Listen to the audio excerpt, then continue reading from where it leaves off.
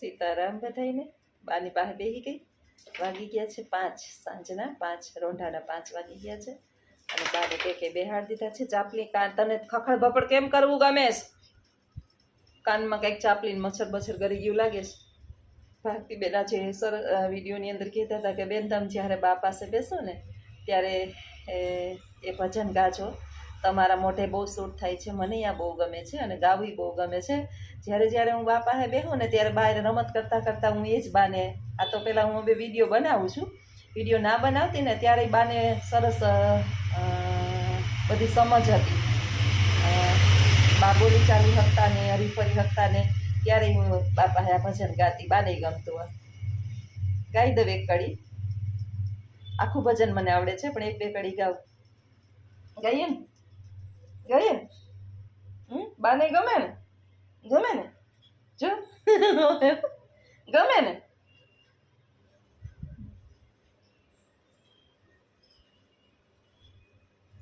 આવી મજા આવે. કાંઈ બીજું એને થાય કે ન થાય, તમે એને કાંઈ આપો કે ન આપો, શીરો, પૂરી, ભજીયા, લાડવા, દૂધપાક આ બધુંય ન ખવડાવો, ટાઢો રોટલો ને શાક ચૂરીને ખવડાવી દો. પણ માણસ છે ને ભોજનનું નથી હો ભૂખ્યું, કંઈ ભાવનું ભૂખ્યું છે. ભગવાન શ્રી કૃષ્ણ છે ને એણે જમવાનું આપણે બધા સાંભળીએ છીએ કે નિમંત્રણ મળ્યું હતું પાંડવો દ્વારા, કૌરવો દ્વારા અને વિદુરજી દ્વારા. 56 ભોગ કૌરવોનો મૂકી અને વિદુરજીની તાંજરિયાની ભાજી અને જુવારનો રોટલો ખાવા ગયા હતા. એટલે મા બાપને કદાચ આપણે 56 ભોગ આપીએ અને પ્રેમ નામની ચીજ ન હોય તો એને કાંઈ એની જરૂર નથી. એના મોઢામાંથી ચાવી ચાવી કોળિયા કાઢી કાઢી અને આપણે ખવડાવ્યા છે. આમાં છે પિતાએ એના ખંભા ઉપર બેહાડી અને આખું જગત આપણે દેખાડ્યું છે. એટલે આજે આપણે આ જગતની અંદર છે ને મોટા થઈને ફરીએ છીએ. છાતી ફૂલાવીને જ્યારે જ્યારે ફરો ને ત્યારે એક વખત વિચારી લેવું કે તમારું નથી કાંઈ, એ ખોડિયું તમને બીજાએ મોપેલું છે, એ ખોડિયું તમને મળેલું છે, એ બીજા દ્વારા મળેલું છે. એટલે 5 ફદિયા થઈ જાય તો ખોટે ખોટા જગતની અંદર મારા જેવું કોઈ નહીં, આવું અભિમાન મા બાપની સામે તો ના જ કરતા. જીવનની અંદર કોઈ મા બાપની સામે જો અભિમાન કરતા હોય તો આવું અભિમાન ન કરતા. કારણ કે જનેતાએ તમને સૌથી વધારે તમારી જનેતા 9 મહિના જ વધારે જાણે છે અને એની દેન છે બધી. એટલે એનો એક વખત નિહાહો નાખ્યો ને, માનો એક વખત નાખેલો નિહાહો એ તમારું ધનોત પનોત કાઢવામાં કોઈ રોકી શકે નહીં. ભગવાન અહીંયા તમને મદદ નહીં કરી શકે. અને માના એક આશીર્વાદ સારા લાગી ગયા તો તમારી ગમે એવી દુર્દશા છે ને કદાચ વિધાતાએ નહીં લખ્યું હોય ને, માની મમતાથી અને માના આશીર્વાદથી મળી જાય. હું આમાં માનનારી છું અને આનું ફળ મને ચોક્કસ મળ્યું જ છે, ફૂલ મળ્યું છે. એક સામાન્ય પરિવાર આપણે જેને કહીએ ને કે કાંઈ ન હોય અને ઈશ્વર આપણને સારું એવી કન્ડિશનની સુધી પહોંચાડી દે તો આ કોઈ ચમત્કારથી કંઈ ઓછું નથી. સરસ મજાનું ભારતીબેનના કહેવા પ્રમાણે આજે ભજન છે અને મને ગમે છે. ભજન તો કાંઈ છે નહીં પણ માનો પ્રેમ છે. લાડ રે લડાવતી કહી જસોદાનો જયો રે, હે માતારા પાલવના રે છાયા જેવો મળશે નહીં કોઈ છાયો.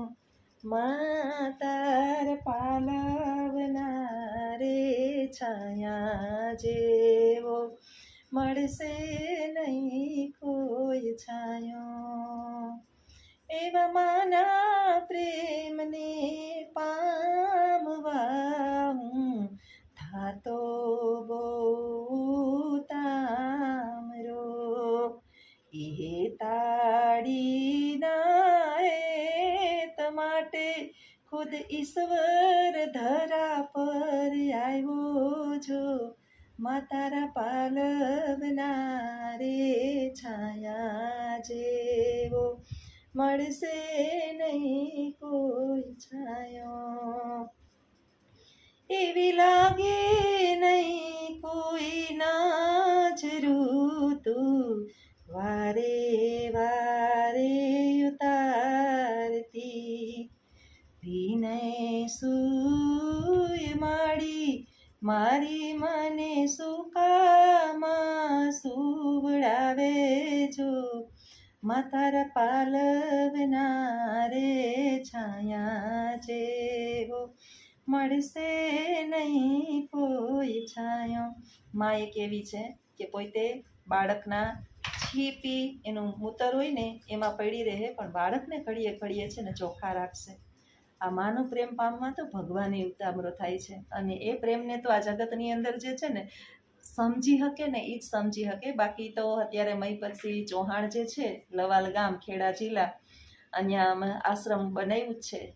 કાઢી મૂકે મા બાપને ત્યાં મૂકી આવે છે. સૌથી વધારે ગુજરાતની અંદર અત્યારે અનાથ આશ્રમો, વૃદ્ધાશ્રમો જેને આપણે કહીએ, બહુ ગુજરાતની અંદર વૃદ્ધાશ્રમો છે, બહુ વૃદ્ધાશ્રમો છે. ગુજરાતીઓ બહુ જ્ઞાની ને, અને પૈસાવાળા જે છે, જેમ જેમ પૈસો થતો જાય એમ ઘરની અંદર ગંદકી ન ગમે. આ વૃદ્ધો એટલે એક પ્રકારની આમ એના માટે ગંદકી છે. જે ગંદકી આપણે બાળ્યા અવસ્થામાં કરી એ બધું ભૂલાઈ ગયું. હવે તો આપણે ચોખ્ખા છીએ, જેન્ટલમેન છીએ. આપણી ઘરે સારા સારા માણસો આવતા હોય, એને આ છીપીને એનું ગંધ આવે એ ગમે નહીં, સારું ન લાગે. એટલે વૃદ્ધો ના જોઈએ.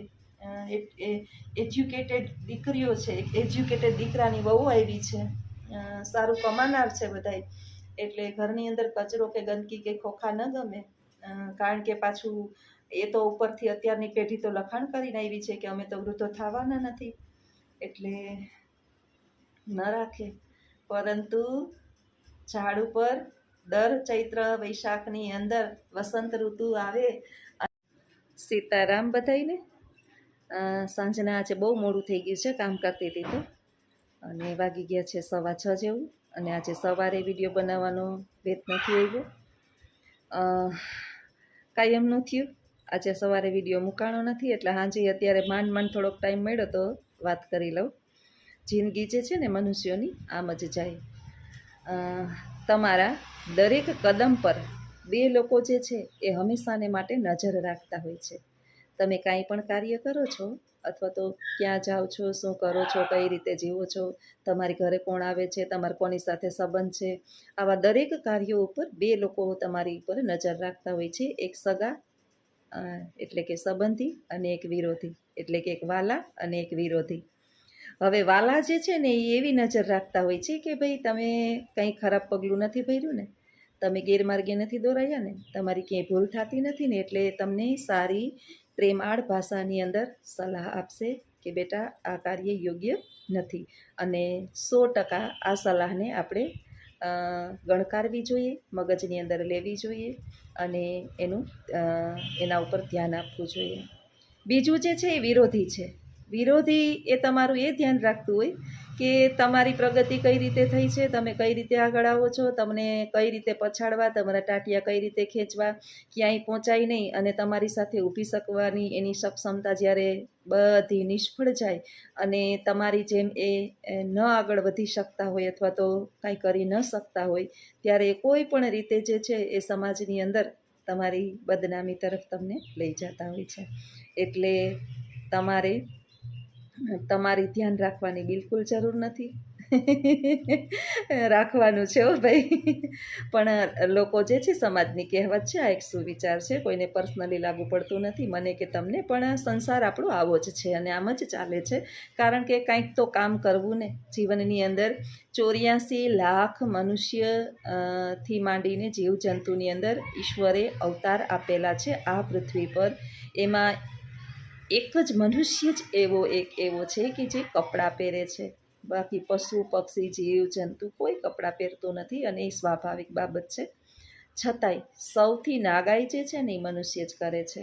એટલે દુનિયાની અંદર દેવાયત ભગતે એક સરસ મજાની, જ્યારે પણ મિત્રો મળે ને ત્યારે પુસ્તકો વાંચજો. તમારું જીવન જીવવાની કળા જે છે ને એ તમારી બદલાવી નાખશે પુસ્તકો. તમે એકલતા નહીં અનુભવો, હિંમત નહીં હારો, નાસીપાસ નહીં થાવ, દરેક પ્રશ્નોના તમને હલ મળશે, અને બધા સાચા હલ મળશે. માણસ પાસેથી કદાચ સલાહ લ્યો ને તો કદાચ એ તમને યોગ્ય આવે, કામ આવે, અને ના પણ આવે, પરંતુ દરેક આપણા પુસ્તકો જે છે એ 100% તમને કામ લાગશે. દેવાયત ભગતની સરસ મજાની આગમવાણી નામનું પુસ્તક છે. એણે સરસ મજાનું આ કલયુગની ઉપર કટાક્ષ કરી અને એક પુસ્તક લખ્યું છે કે પાવરે વેચાશે પાણી. વેચાય છે અત્યારે, પાવરે વેચાશે, કોથળીઓમાં વેચાય, બોટલમાં વેચાય. માણા પહેલાં પાણીના પરબ બાંધતા. 12 વર્ષની દીકરી માતા બની ગઈ છે. આપણે જે છે એ કળિયુગ હળાહળ કળિયુગ આવ્યો છે. ઘણું બધું દેવાયત ભગતે લખ્યું છે જે હું મારા મુખેથી ઘણું બધું કહેવા પણ માગતી નથી. ઉંબરિયા વેર થશે, ઉંબરે વેર છે, ભાઈઓ ભાઈઓને, ભાઈઓ બહેનોને, માતા પુત્રને. અત્યારે જે છે એ સ્વાર્થ દરેકની અંદર ગરી ગયું છે. મારાથી માંડીને બધાયના, મારા 2 સંતાનો હોય અને બીજાના 2 સંતાનો હોય, સ્વાભાવિક છે. હું મારા સંતાનો વિશે જ વિચારીશ, બીજા વિશે વિચારીશ નહીં. આ સ્વાર્થ છે. મનુષ્યની અંદર સ્વાર્થ વયો ગયો છે. એટલે દેવાયત ભગતે કીધું કે અંતે જે છે સાવ હળાહળ કળિયુગ પૂર્ણ થશે, એન્ડ આવી જશે, ત્યારે છેલ્લે એણે લખ્યું છે કે દરિયો જે છે ને, સમુદ્ર, એ અંબાજીનું કાપડું લઈને જશે. હવે વિચારવા જેવું એ છે કે અંબાજીનું કાપડું લઈને જાહે તો જાહે ક્યાં? સીતારામ. શું કરાવો છો તમે? નાસ્તો કરવા આલો. શું ખાઈશ બા? ભૂંગરા, મમરા. હાથે હાથે ચાલુ કરી દીધું હો ખાવાનું. હાથે હાથે ચાલુ કરી દીધું. 2-3 દિવસ થયા હુતા 2 કે 3 દિવસ હુતા ખાધું. પછી એનર્જી ડ્રિંક ને અત્યારે ગરમીનું એને ચીજ બધા અલગ અલગ જ્યુસ ને ઘરમાં બનાવેલા, બહારથી મગાવેલા એ કંઈ નહીં. સંતરા ને કેરીનો રસ ને લીંબુનું શરબત ને દીકરો પીવરાવી રાખે. સવાર લગી ઘેરે હોય ને, હું નથી પીવરાવતી હો ભાઈ, હું જહ નહીં લઉં. હું બપોર પછી સેવા કરું થાય એટલી. સવારે લગી એને દીકરો કરે. સવારે લીંબુનું પાણી પીવડાવે ને શરબત પીવડાવે ને નાસ્તો કરાવે ને નવરાવે ને, સવારમાં એનું કામ છે. એટલે બા પાછા થઈ ગયા ચાલતા 4 પગે, અને અત્યારે કરે છે નાસ્તો. હજી જમવાની થોડીક વાર છે, તો થોડુંક નાસ્તો ને એટલે થોડીક વાર 10 વાગ્યા લગી જાગે ને તો રાતે નીંદર હરખી કરે તો વાંધો ન આવે.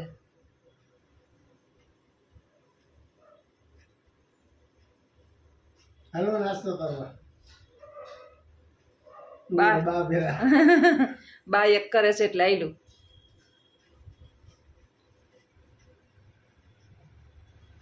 કળિયુગનો શ્રવણ છે આ. કળિયુગનો શ્રવણ. ઓલા એક નતો ભાઈ શ્રવણ, ખબર તમને? એના મા બાપને આખા લગભગ બધે ઠેક ઠેકાણે કાવડમાં લઈને એના મા બાપને જાત્રા કરાવતો હતો. હા, કેટલા વર્ષ પહેલા આપણે ક્યાંક ઓળદર લગી તો આવ્યો હતો, ક્યાંક એને કર્યું હતું. ત્યારે આપણા બાપુ એમ કહેતા કે મને મારો દીકરો મને એમ કહે કે ખાવા આલજો, આમ કહે કે અહીં આલજો. મને આઘી જોવે એટલે બાને આમાં હાથ લાંબા ને ટૂંકા થાય. પાસે દીકરો બેઠો એને નથી કહેતા ખાય એમ. હાથમાં લઈ લીધો વાત પર જટી. એ સારું કર્યું, એની રીતે ખાઈ શકે ને. પાસે બેહો ને તો એ ભાગ ન કરે, ખાતા ખાતા પાછા વાટકો હાથમાં લઈને ભાગ કરે. એ દઈ દીધો જો એના હાથમાં. એ એટલું બર નથી એના કે હાથ વાટકો ઝાલી રાખે એમ. એને લઈને બે કંઈક વળી આમ હરખા ટેકે બેહાડ્યા હોય ને એટલે ત્યાં બેઠા હતા એટલે ત્યાં બેહાડી દીધા.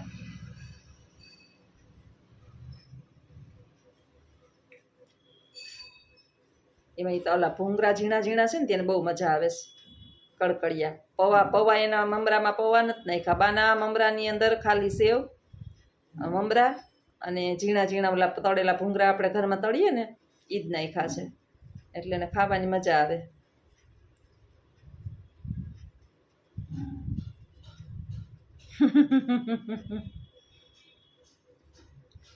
અટાણે જવાબ નહીં દે, અટાણે વ્યસ્ત છે બા, વ્યસ્ત કામમાં વ્યસ્ત છે.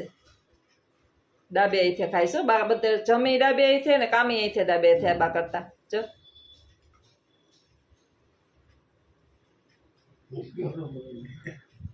હમણાં તો બે ટાઈમ ને નાવાનું ભૂત વેર ગયું હો બાને. હા, હમણાં બે ટાઈમ એમ કે, હા બપોર પછી એમ કે નાવરાવી દે. હા, ગરમી અટાણે ઉનાળા ગરમી થાય એટલે નવરાવાનું કહે. તો હાલો બધાય નાસ્તો કરવા બહારે.